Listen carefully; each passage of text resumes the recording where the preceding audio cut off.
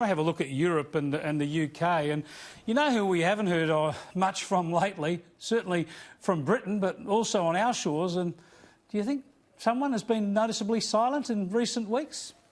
The remoaners. Yes, all those journalists and media commentators who were so certain that Britain should have stayed in the European Union, that leaving the EU would be the ruin of Britain, that Boris Johnson was a buffoon and the EU was the best bet for the future. They've all fallen silent now. Why?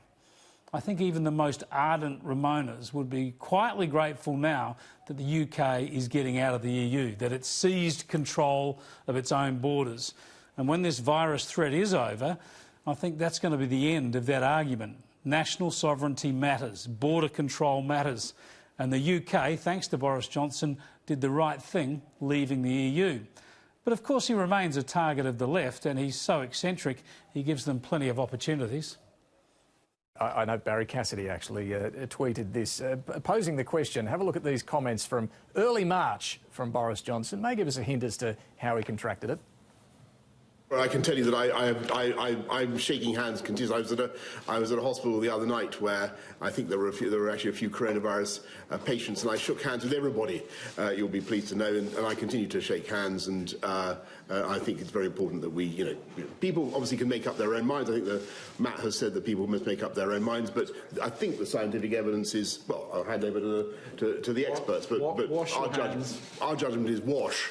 Washing your hands is the crucial thing. Yes, as Spearsy said, Cassidy tweeted about this on the weekend. Remember, Cassidy is anti-Trump and said he wouldn't win. He's anti-coalition and said Morrison wouldn't win. And he's anti-Brexit and said that that would fail.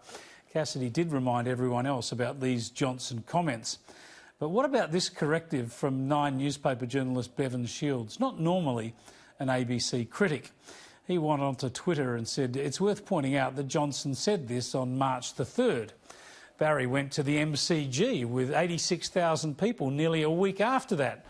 Not trying to be smart, but the date of the comments are relevant because the world and government advice has shifted radically in the 3 weeks since.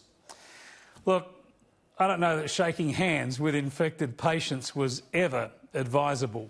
But yes, Cassidy is one of those many journalists pontificating on government policies and lockdowns and the like, and yet earlier this month he was happy to go to the MCG for the Women's T20 Cricket World Cup final. Wonder if he shook any hands or kissed any cheeks that night.